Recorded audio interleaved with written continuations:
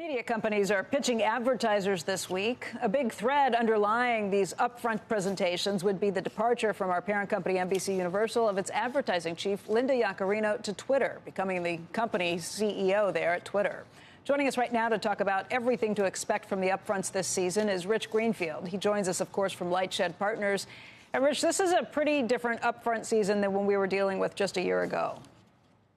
This is really different. I mean, there's obviously, I think the big change, if you think about what's changed over the past 12 months, is you've seen a dramatic increase in the amount of streaming companies jumping into advertising. While Netflix is doing a virtual upfront versus an in-person because of the writer's strike, they're a real player now. And Netflix was not doing advertising a year ago. They were talking about launching it, but now it actually exists, and there's, subscribers and ads, and Disney Plus has ads. So we've seen a pretty big change in the marketplace in terms of the threat to linear TV advertising than we had a year ago.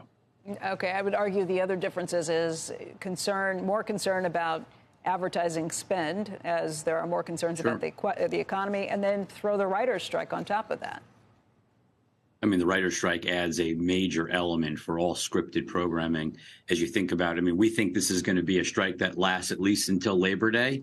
I think there's some people that think it might even go longer. But, from that standpoint, you're looking at something that's going to have a meaningful impact on, any form of scripted series that you would see on broadcast or cable television come the fall.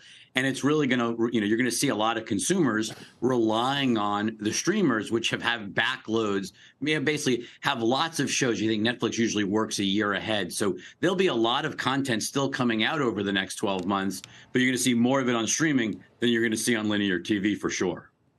Who are the winners and losers, or are there any winners this time around? I think the winners are, look, if you think about what's changing, right? The consumer is getting more choice. So I think it's hard not to find the consumer as a winner in all of this. But look, I also think from the advertiser standpoint, if you think about sort of, you mentioned up front, Linda Yaccarino moving over from NBC Universal to Twitter, she's essentially going there. She's been rattling the cage for years about the need for better measurement, the problems with Nielsen. I think in many ways trying to help, not just NBC, but also help advertisers actually understand what they were buying, target audiences with actual data and analytics. And so I think not only are consumers going to be winners in this process, but I think ultimately brands and advertisers, because they're going to have a better understanding of the ads they're buying and the impact they're having on the consumers that see them. Well, that's an argument for actually saying anybody who is measuring this stuff directly, the more they use, that there would be potential winners among some of these content providers, too. Yeah, look, obviously all of them are, you see lots of these companies jumping in and, whether it's Peacock, whether it's Netflix, whether it's Disney, everybody is jumping into the advertising pool. Everyone's looking at it as a way to accelerate growth. And I think, look, it is certainly a smart decision. There is no doubt that having a diverse set of offerings is going to help.